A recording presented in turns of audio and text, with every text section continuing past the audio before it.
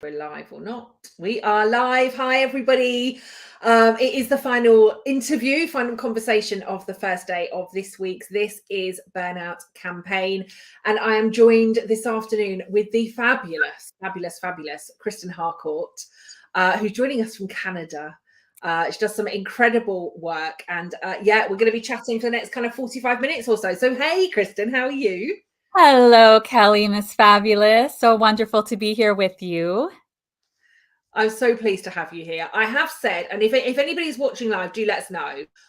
I keep losing Kristen. We've both checked our internet connection, but it sounds like Kristen at my end is a little bit wobbling. I don't know if we've both checked internet. We don't know if it's that. If it's like it for anybody else, let me know, and I'm going to log in from a different platform.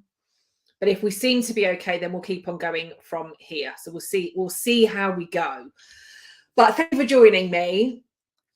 I am absolutely delighted to have you here. We've had a few conversations, haven't we? I think usually whenever we talk, it's like it is winter in Canada, right? It's like winter, you want to get in the swimming pool. Yes, it's winter again. Although I have to say we're getting very mild weather right now and it's a sunny day and there's no snow and my little guy rode its bike to school. So we can't complain for January. That's good. That's good. It makes a start to the way in which most of our conversations go. So that's a good one. That's a good one.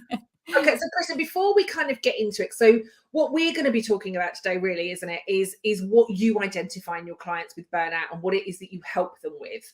So some of this is going to come out anyway, but just give us a brief intro into who you are and what it is that you do. Yes, thank you. Yes. So I do a lot of work with leaders. I do coaching, I do training, I do consulting, and a lot of keynote speaking as well. That's all on the themes around really creating more human workplaces. And when that comes to human workplaces, that means having leaders who are more self-aware, emotionally intelligent, are showing up mindfully. And of course, when we talk about showing up mindfully, the well-being part is a huge part of that. So I would say I work with leaders in terms of helping them do a transformational journey. And then I help with organizations in terms of them making culture shifts to create really positive human workplaces where everyone can ultimately show up and do their best work within boundaries. So it's not, we're not sacrificing well-being at the expense of productivity. Yeah, I love that. I love that. So well-being, well-being and productivity. You said culture shift. Why, from your perspective, is culture shift important when it comes to well-being? 100%. It's a mindset shift in terms of organizations need to recognize they have a whole bunch of humans working for them, not robots. And it's not about trying to get as much as they can possibly get out of individuals. It's about creating an environment where they can definitely show up, be productive, do their best work. But that doesn't mean doing that in such a way that's under resourcing the individual. It's under resourcing teams. And so it's about what does it look like to, of course, organizations have business outcomes they're trying to achieve, but not at the expense of the humans who are helping them achieving those outcomes. Yeah, absolutely. And there is still, isn't there? I think we and I will have both seen, like I'm kind of 9 years into business now.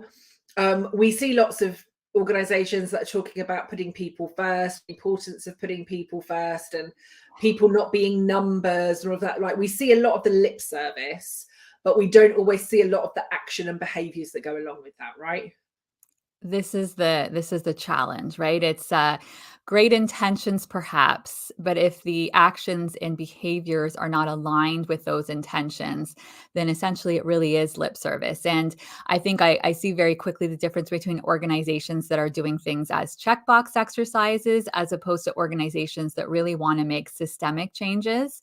And systemic changes means getting at the foundation and recognizing, how is the organization part of causing some of these challenges that are happening? And then how can they also take ownership and be responsible for making those changes? And the organizations who I see do this really well, they are approaching it from an organic, asking a lot of questions to understand, what are the challenges? And then also doing a lot of listening and then taking action based on what they hear. I still to this day, Kelly, cannot believe the organizations that are doing culture surveys, that are getting all of the insight, they're hearing where people or where individuals are experiencing challenges, yet they're not taking action on what they're saying. Or I've even been in meetings with C-suite leaders where they're saying, well, that's not true. That's not right. And so instead of taking ownership, they're saying, well, they're wrong. They have it. So there's a lot of opportunity from, I believe, right at the top, right from the C-suite leadership team to go through their own transformational journey, because they also have to be creating big shifts and modeling this behavior that they're saying they want to change and have in the organization. Yeah, absolutely. Absolutely. It's still jumping out for me. Could you just talk to us? And I'm going to log in from a different bit. Could you just, when you say modeling the behaviors, because again, I'm sure lots of leaders will also, we're doing that already, right? Of course, I'm modeling what that looks like, but we're not seeing it. I'm going to jump out, but just talk to the audience about what it means to be modeling those behaviors. And I'll see you in a minute. Absolutely. So I have my own podcast too, so I'm used to doing this. So I'm going to just talk a little bit now. So when it comes to modeling the behaviors, my experience is, again, a lot of times leaders don't recognize that they're actually kind of doing some damaging behavior. So if we start to think about modeling the behavior when it comes to work-life integration. So I've talked to a lot of leaders that say, yes, I really support, I promote work-life integration. I think it's important that people are, at the end of the day, they are logging off of their computers, not going on their phones, that they are taking vacations. Yet, when those leaders are perhaps on vacation or it's in the evening, they are logging in, they are sending messages, they are asking questions. They are not unplugging when they're on vacation. So while they are telling their employees that, yes, I 100% support you having work-life integration and being away from the office and not expected to log in, when you as the leader are doing that when you are on vacation or when you are in the evening, you're actually telling them that that's not the case. You might believe that it's okay for them, but then if you as the leader are not modeling that, then you are sending very mixed messages. And this is when I see a lot of time with leaders where they'll say, yeah, I'll just check in once a day when I'm on vacation, or, I'll just send messages in the evening, but I don't expect them to respond to me. So I tell them, if they want to start to create these shifts, if there's messages you want to create, that's okay if you're doing it in the evening, but don't send the email. Have it all ready to go and then send it the following morning. There can't be texting and sending messages in the evening when you're saying that you completely respect boundaries in the evenings. And then same thing for vacation. Are really getting rest and relaxation and recharging if you're not actually logging off on your vacation? And it's also telling people a couple of things.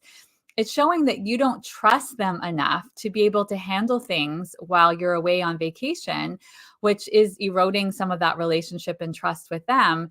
Your team should know that you can go on vacation, you will completely unplug, and that things will be okay. And that when you come back, if there's things that are going to happen there, and also there's nothing wrong with letting them know that in case of emergency, these are some people that you can get a hold of.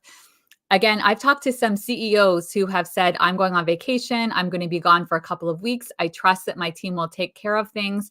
And I'm going somewhere remote that I don't even have access to email and phone and texting, even if I wanted to. And it's been okay. People figure things out. People are a lot more resourceful than you realize. So that if you give them a chance to be put in that situation, they figure things out. So I think that's an important piece when it comes to modeling behavior. And the other thing that I would say is that's really important is that so that's modeling when it comes to a work-life integration. But if there can be other times where if you're trying to model other things around well-being, which is, I think, a huge part of well-being is also around compassion and empathy, being fully present for the people around you. So modeling, if an individual comes to you as a leader and says, I'm feeling like I'm drowning, I feel like I have too much on my plates, listening to that and then recognizing what does that look like to go back into the organization and advocate for that person. Does that mean getting more headcount? Does that mean when there are projects that are due that you have to shift those timelines for those projects, and that those are going to have to be those dates are going to have to change because that individual can't work within the timelines that are being provided? I think as a leader, it's really important that you are there for your team when it comes to well-being, and making sure that they have the resources and tools in order to be able to deliver on what they're supposed to be able to deliver on. So I think that's really important. I'm not sure. Hopefully Kelly is getting a chance to be able to log in. I feel like if Kelly was asking me another question, she might be talking to me around what are some of the things that I see with individuals when it comes to burnout. So with a lot of the leaders that I work with, I tend to work with people who they're high performers, they're high achievers, constantly when it comes to being there for the organization and delivering. They're kind of the people who over deliver, sometimes also over promise. But as the high achievers, what can happen is they have higher expectations on themselves than even the organization has. So I really think when we talk about burnout, it comes from two different lenses. There's definitely an opportunity for the organization and the culture to make changes and shifts, and there's some ownership and responsibility that happens there. But I think then there's also things where the individual has an opportunity to make different choices, to take responsibility and take ownership. Hi, Kelly. I was just starting to talk about when we look at burnout, some of the signs that I see, and how I think it's a two-pronged approach, that the organization has some responsibility, and then the individual. Yeah, and I was just starting to get into the individual and some of the ways that they can make different choices, and that they can feel a little bit less helpless with the situation. Carry on. The floor is yours. I thought this would be a question that Kelly would give me. Yeah, so one of the things I notice with individuals is that, yes, in some cases, it's the organization that has high expectations, but I also see that individual has extremely, extremely high expectations for themselves and standards that they wouldn't have for somebody else, right? If someone on their team member said, I'm staying up till 2:00 in the morning, or I'm working 60 or 70 hours, they'd say, no, that is too much. You need to take stuff off your plate. You need to delegate. Yet that same philosophy is not showing up for them. And to the point where I've actually experienced in 2022, I had 3 different leaders who left organizations without jobs. They didn't have the next role, but they just realized that they had been asking over and over again for, I need more resources. I need to be able to delegate this. These project timelines are not realistic. Some of just them recognizing the culture was not willing and ready to make the shift that needed to happen.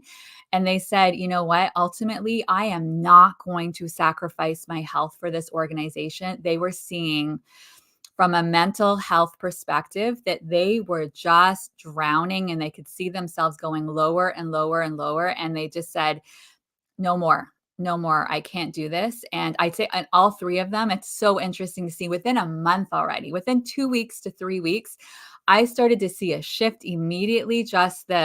You looked at their body language and their energy and the way they sat in their chair and their shoulders and just smiling again, and just to see their energy shift. And I just want to put it out there. It's really scary. All 3 of these people didn't have another job lined up. And so they had to trust and have faith that it would all work out. But ultimately they were saying, I'm not doing this anymore. I'm not sacrificing my health for this organization, because if the roles were reversed, they wouldn't do the same for me that I'm doing for them. Yeah. Yeah. And I saw a lot more of that last year than I ever had done before. I think, again, just, one of the people in particular wasn't really in a financial position to say, I cannot go without another job to go to. And yet she'd made the decision that actually I can't afford, I can't afford to leave financially, but I can't afford to stay from a health perspective, and I've got to go. and she went with nothing. The other two were okay, had a bit of a kind of financial cushion for a while. But yeah, I saw a lot more of that last year. Yeah, yeah, it's kind of like they hit that spot where it's like you get to that other side and you're like, "I'm not doing this anymore." Mm. And, sometimes it's like those signs, if you start to see what's happening, are there ways that you might start even planning what that exit strategy looks like? So you are putting some money aside to help, prepare you for what might be next. And a couple of those individuals, they're still in the place where they're interviewing with companies because they really wanna make sure they get a culture fit this time.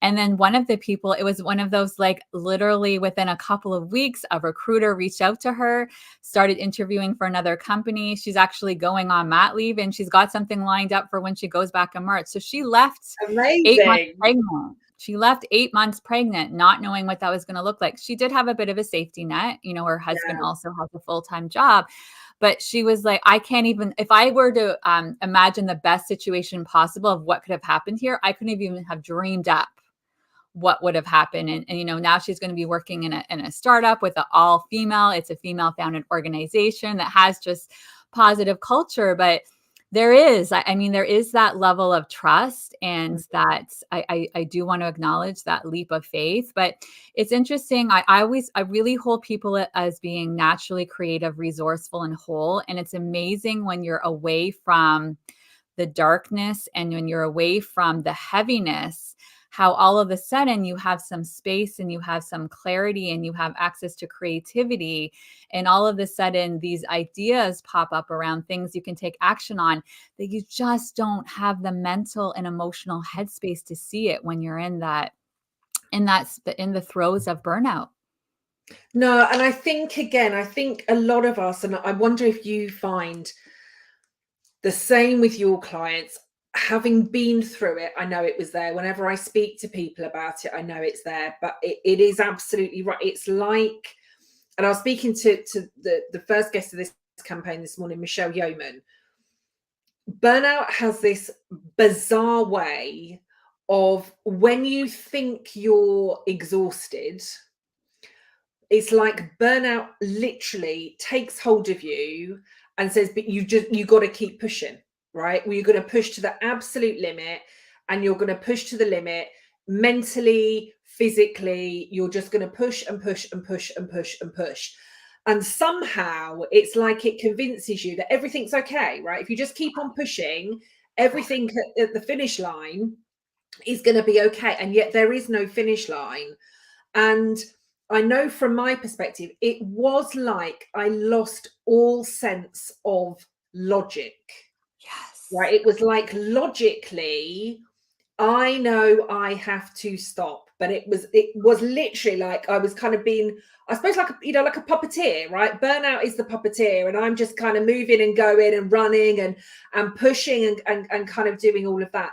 And we think that what we're doing is absolutely the right thing to be doing. But I love what you say there about this kind of creativity and wholeness, because I wasn't creative. I could go into robot mode. I could still see some solutions, right?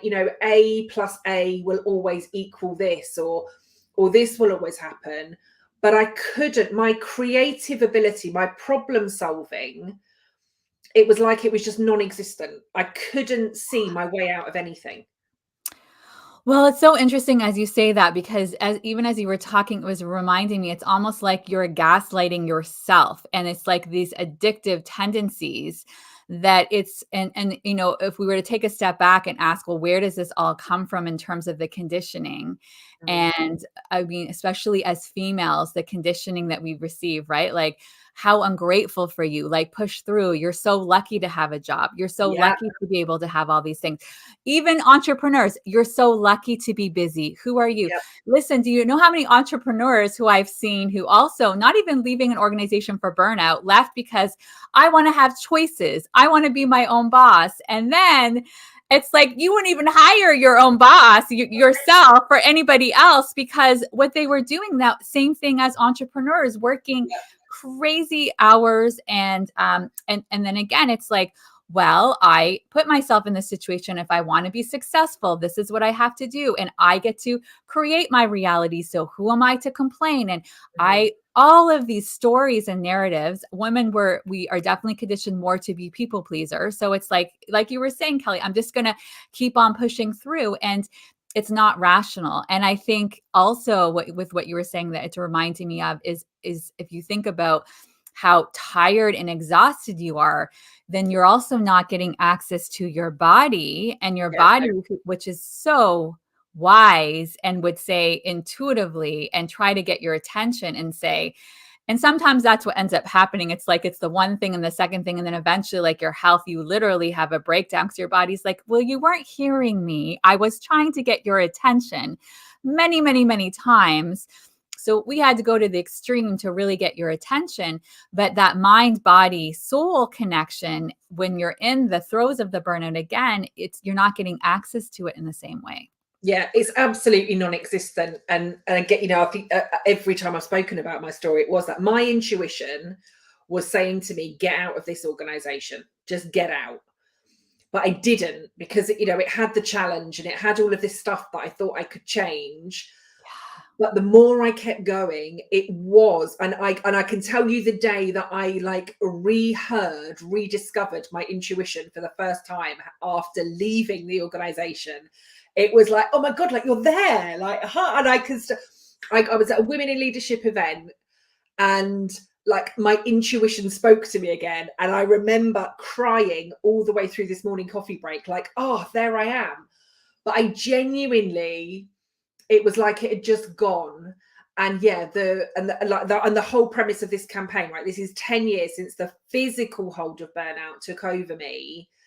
And it was like, you have not been listening. We've been giving you the signs. We've been giving you the little prods. We've been giving you the little pokes. You've paid no attention whatsoever. Here is the absolute smack in your gut. Now you have to listen. And it still took me 7 months. Yes. Yes. And I think that's one of the wonderful things that end up happening in coaching is now you have someone to reflect things back to you. So that story, like you were saying, the story that's not necessarily logical, you have someone else asking questions. Well, what about this? And why this? And where's this coming from? That all of a sudden, what I notice is a couple of things. I hear this like sigh of relief that, oh, it's okay. It's like I start to become their permission slip, right? I start to help them understand that's not what you want, and start to make them realize, and then start to open up the pathway where it was so tunnel vision. Hey, what about this? And they start to open up that perspective again. And then all of a sudden, I always find the values work is so important because they get so clear on their core values, and they realize this is why it's not feeling good. This is not alignment of who I say I am, who I want to be, what's important to me. So what am I doing here, right? So they start to connect more to their purpose and the impact. And, it starts to become a little bit more, I don't want to say philosophical, but we start to ask much bigger, deeper questions around like, who are you here to be and what are you here to do? And like, if tomorrow was your last day, would you be happy about what you were just doing this last week or this last month? And then usually the answer to that question is like, absolutely not. My most resourceful self would be speaking to that person and saying, what are you doing? Like, why? Like, it's time to take a step out and make different choices and different decisions. But like you said so eloquently, Kelly, when you're in it, it's so hard to see that because it feels so heavy. And that's why I'm such a believer of having outside resources and support to help you be able to see what's true and what's not true, because a lot of times the reality and the truth that is causing you to continue to stay in this cycle is not really your truth. It's some saboteurs that are telling you a story that's not accurate. Yeah, absolutely. Thank you. In terms of the types, I want to say the type. We both know that we don't like stereotyping. But I wonder again, because I hear a lot when people have gotten to the point of burnout, it's like yes, they've seen people talking about it. Yes, they've seen the signs. Yes, they know the symptoms. And yet we get to a point like, I never thought it would happen to me. And I wonder with the clients that you work with, I know I've kind of got my views on this, but whether there is a particular are there commonalities between the Mm. clients that they get to? So, be it personality traits or behaviors or thought processes or core values or whatever it might be. But do you find the clients that you work with that get to the point of burnout or are close to the point of burnout, do you think there are some similarities or kind of threads of, I don't know, values, behavior traits, personalities, or whatever that kind of weave through? Yeah, absolutely. There's definitely quite a few patterns that I see. So definitely they are high performers. They are high achievers. And when I say high achievers, the hyperachievers, right? So they were the ones that were conditioned quite often when they were young. They got rewarded when they did well in school. They saw how that made everybody happy. Mom and dad were happy, got lots of praise. And so that's been conditioned for a long time. There's a restlessness as well, right? So there's this discomfort with being in quiet and stillness, because so this is the thing that works with this works can actually work well for them with the overworking like this. And we know when we start to look at addictions, right? We think of addictions like alcohol or shopping therapy or drugs or things like that. Overworking is also an addiction, like spending all of those hours. And so what are they hiding from? What are they trying to get away from?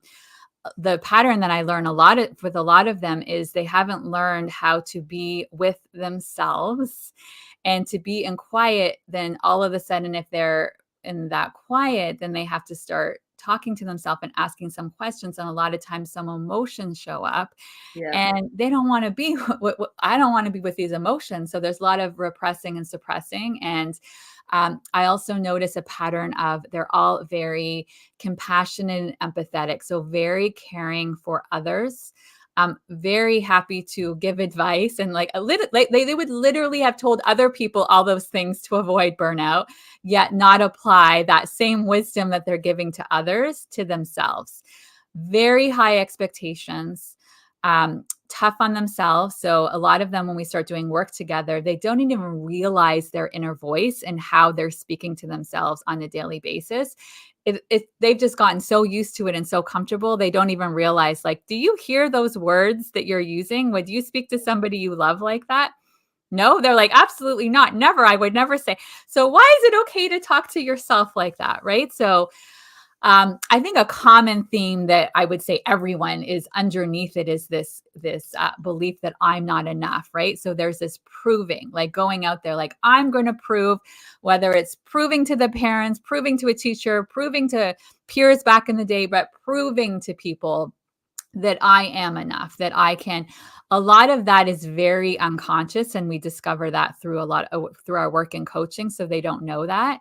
But there's this very strong energy in them that wanting to prove themselves, and this definition of success. So there's a very strong success focus. And so another thing that we do in our work together is redefining what does success actually mean to them, because they realize they're chasing a cultural definition of success that's not necessarily their definition of success. Yeah, and I think that's a big one. So you've just described me there in we have years ago. It's like, oh, tick. But yeah, I think I think that is a really important one, and I think the two that really stick out for me are the proving, like you feel like you've got to be constantly and quite often like you don't even know what you're trying to prove to who. I think again, like you said, we've just got so conditioned to thinking that we have to prove to somebody. And by the time I got to bed, like I had nothing to prove to anybody. Yeah. And yet I was still feeling like I had to prove myself. And it's like, who am I trying to prove to what? Right. That came out of the kind of reflection stuff afterwards. But also a really big thing that I help clients with is absolutely, if you said that, it is redefining the success. Because I was definitely brought up, success looked like the 6-figure salary. It looked like the big house. It looked like, the sports car and the big people carrier. It looked like the all-inclusive holidays. It looked like the designer clothes. It looked like stuff, right? Nobody ever said to me, I was never taught, right, that success looks like happiness and calm and love and great relationships and empathy and emotional connection or or any of that sort of stuff. Success through, like, literally from the minute that I was born. It wasn't necessarily pushed from my parents. I think it was just the view that we had from everybody, and that, you know, maybe we see on TV or films or friends or family or teachers or whatever. But success looked like stuff. Yeah. Yeah. Yeah, I see this so often, right? And then people will get this stuff and then they realize, "Ooh, I thought it was gonna provide something and then I get it." And then the stuff can also be replaced with so here's the thing around goals. It's so interesting because now I hear it's like the pendulum goes one way and then the other ways. Goals are bad. No goals. You shouldn't go after goals because of all of this. And then the other side is like I think we need to again get into a middle ground. It's not goals that are bad, but I get where they're coming from is that if the striving is that I will only be happy if I reach this goal, then you get to that goal and then it's like, oh, I got the C-suite position, or I achieved my PhD or my MBA, or did the TEDx talk. Like I can, doesn't matter what it is. I summited the mountain, whatever that huge goal is. And then the person gets there and they're like, oh, I thought that I would then feel like this void that's there, that I would now get it once I achieve that thing. And then they realize, well, it never happens because it's not about the goal. It's about what happens when you're constantly growing and developing and becoming.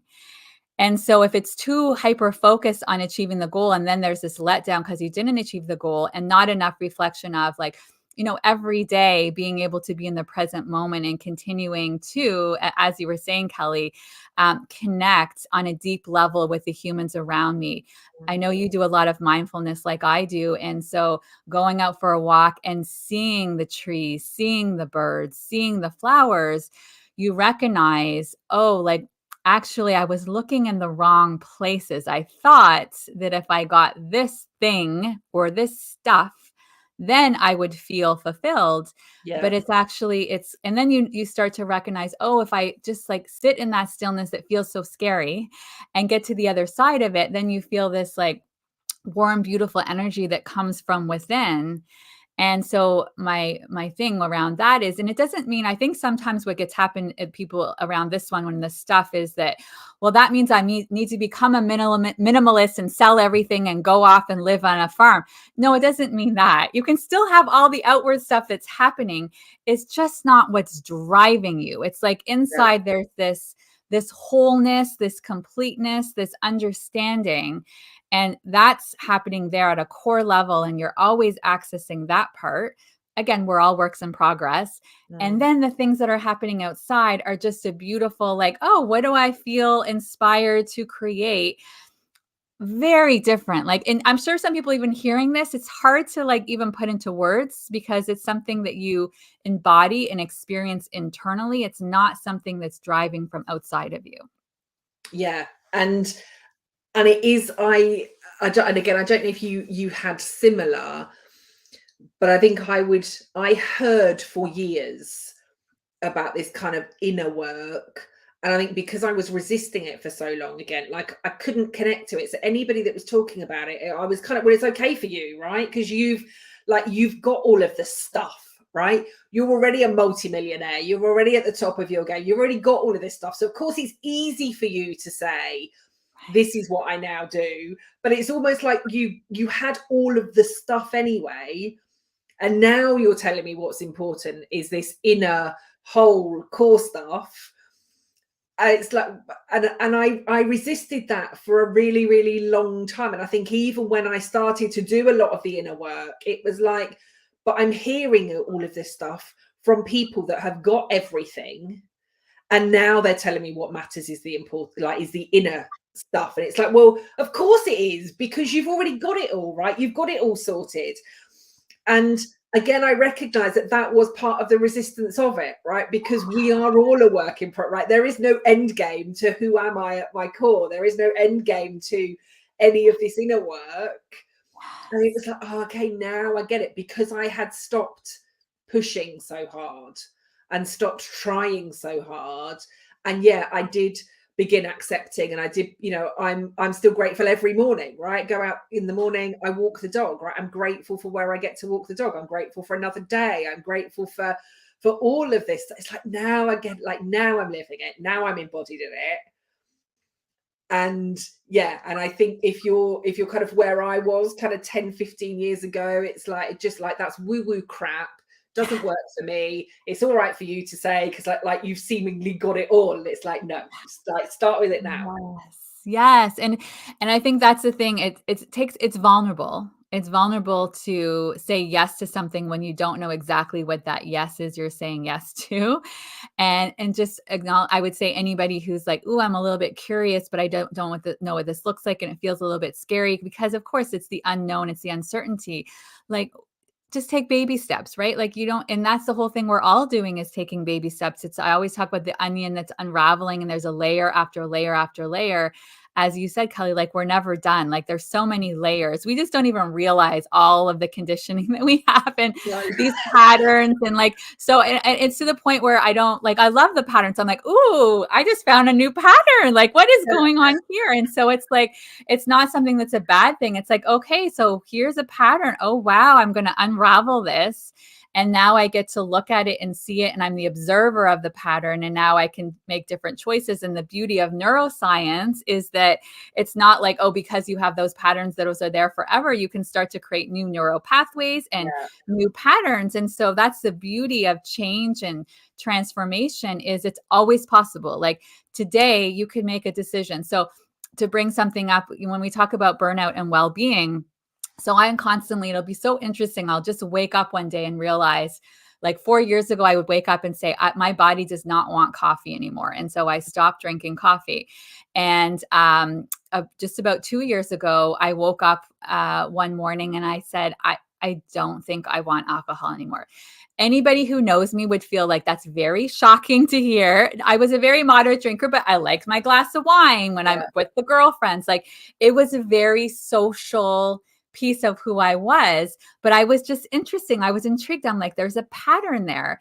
And 2 years later, it was the best decision from a well-being perspective. And again, this is all very individual, but for me, doing that, it's like another layer of access to well-being. And if you had to ask me, it's been almost 2 years. If you asked me 2.5 years ago that I would be someone who never drank wine again, I'd say that's just not possible. Like, that's not.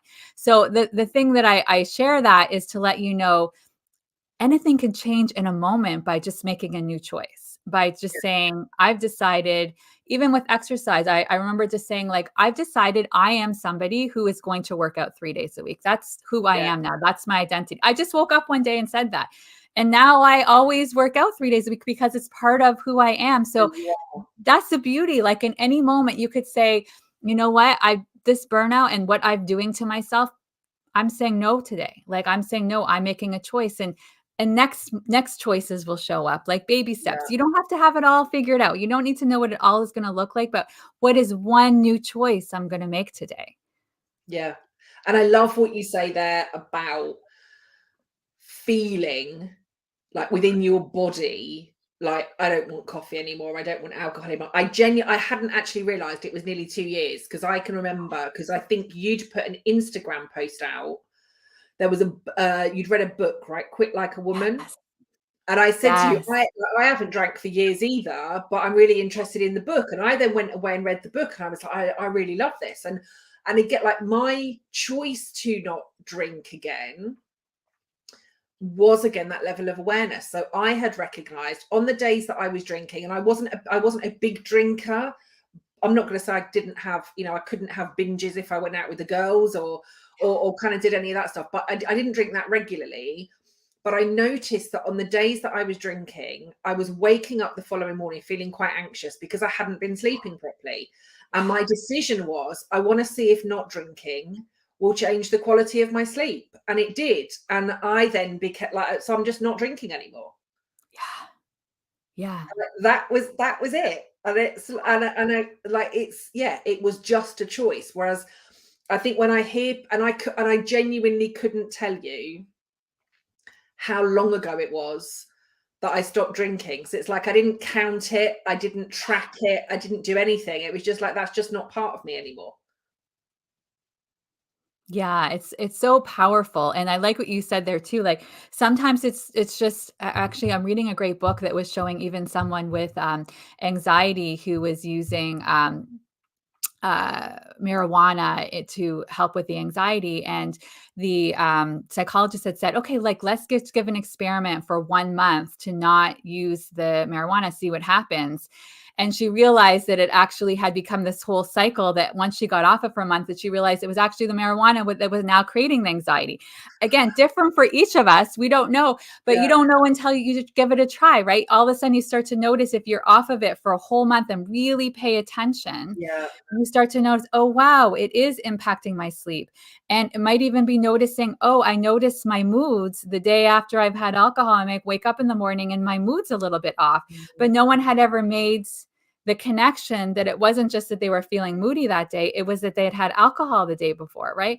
yeah, So it's like you start to notice these connections again in the patterns. And then I remember also saying, like, I'm not willing to sacrifice any of my time for a hangover ever again. Like I'm not doing that anymore, right? Like it's just different place. And for 30 years of my life it was, and that's great, but it's a new stage. And yeah, so I think it's so wonderful that at any moment. And I think again that mind body connection, attuning into yourself and mhm, hearing what your body's wanting, it really wants to get your attention. It has so much wisdom. We just have to slow down mhm. and get curious and be able to hear that wisdom that it's trying to give us. And then we start to make some changes. I even found that with nutrition. I had forgotten, Kelly, actually, when I was 19, I just woke up one day and said, I don't want red meat or pork anymore. Like my body doesn't like it anymore. And I haven't since that day, and it feels so good. But for somebody else, it might be the opposite. I Yeah, remember someone who was a vegan who said, for a variety of reasons, and then she realized, I think my body really needs mm, what that meat gives to me. And she did that, and she's like, oh my gosh, like I feel so good and healthy again.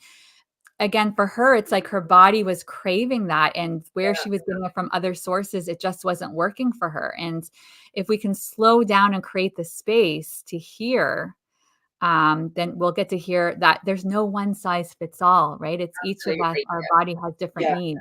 And also a decision that we make today, I think we've kind of alluded to this, but a decision that we make today does not have to be a decision forever, right? It's the same as that kind of Yes. it just means today I'm not doing this, or I don't want this, or this isn't helpful. That's today's decision, right? It doesn't have to be this is a decision that I'm now making for the next 30 years of my life. And Yes.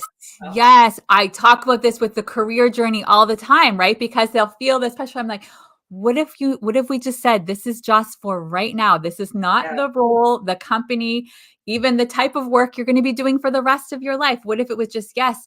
And then all of a sudden there's a freedom that comes with that because their mind had gone to, well, this is what I have to be doing for the next 30 years. No, because things aren't necessarily linear. That could lead to this. You might be in that company and all of a sudden another role shows up in a different area. You yeah, never would have been able to see that role if you weren't working with that company, right? So I think it's really, really important. Thank you for emphasizing that because I think that's also what holds people back from sometimes making a choice is that they feel like if I'm making this choice, I'm saying out loud that I'm doing this for the rest of my life. 100% no. And I could next year decide I want to bring wine back into my life yeah. that's okay. That's my choice to make, right? So I think it's really important. It's like this is what feels right now in this moment, and that could shift in a month, 2 months, years. Yeah, perfect. Thank you. I'm conscious of time, but just to finish up then with the work that you do with the clients that you work with in this kind of burnout identification, what's maybe like one thing or two things, even three things that you would advise people to do before we talk about this kind of overwhelming, debilitating point of burnout, right? If you feel like something is not working, what advice would you be giving to people that says, yeah, just what advice? Yeah, I think the first thing I would say is if you can get into a routine of doing more consistent check ins with yourself, right? So even asking yourself on a daily basis, what's my energy level at from 1 to 10? 10 being feeling amazing, 1 being Terrible. Okay, great. So now you've got, because it helps to have something that's a metric that's a little bit more concrete. Yeah. Okay, great. So if I'm noticing at a 2, what do I need to do to shift to a 4? What do I need to do to shift from a 4 to a 6, 6 to a 10? And so ultimately you're trying to get to the 8, 9s, and 10s. And this is where you start to notice, okay, what makes the biggest impact? And asking yourself some questions. Am I getting 8 hours of sleep every day? And what is my set point? For some people, it's 7 hours. Other people, it's 9 hours. I know for me, it's 8 or 9 hours. Like, I really need my sleep, and I can tell and feel if I haven't gotten my sleep, right? So when you start to see that number is lower, what changes could you be making? And look to see, like, what happened that last week. Oh, I noticed there were 2 or 3 nights that I stayed up late working.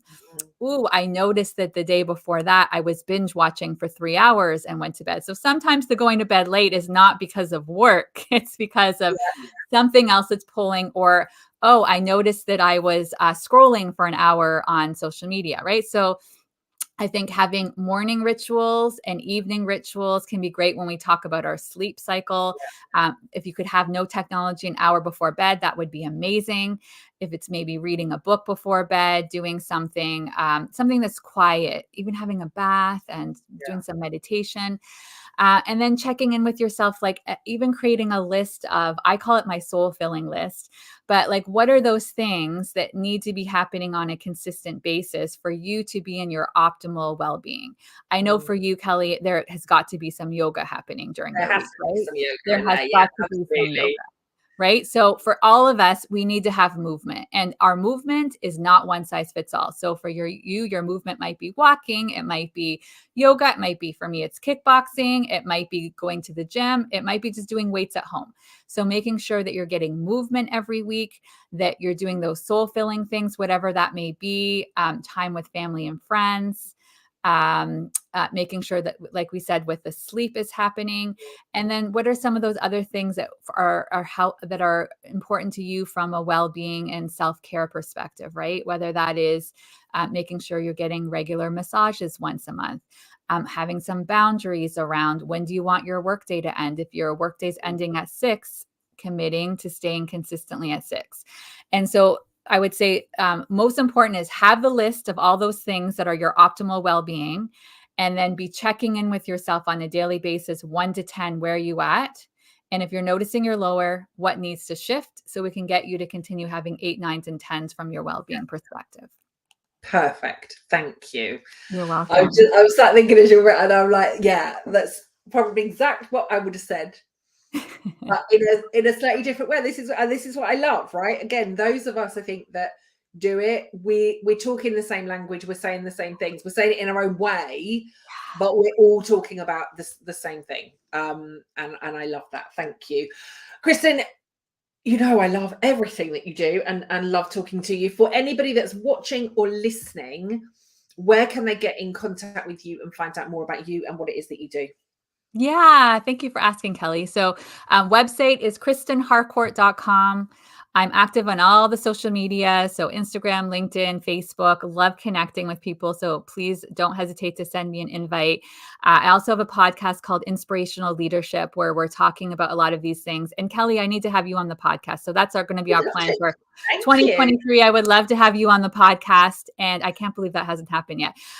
So if you want to check out the podcast, it's on all major podcast platforms, called Inspirational Leadership with Kristen Harcourt. But I would just say, if you have any questions, I'm someone who just loves to connect and have a conversation. So don't hesitate to reach out. Thank you. And do follow Kristen on whatever platform you can. I think there's always some inspiration and goodness there. So thank you, and thank you so much for getting involved with this week. It means a lot.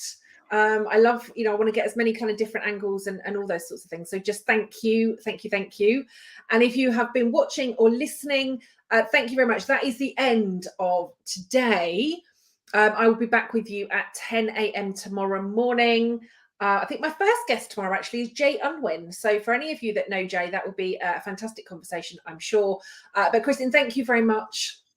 I've loved talking to you. Thank you for everybody that stuck with me all day today, and for kind of getting involved. And again, if you want to keep sharing, hashtag this is burnout. We need to keep these conversations going and do everything that we can to banish burnout. So I'm going to leave you there. Thank you very much, Kristen. Thank you again. And I'll see you all again soon. Thanks, Kelly.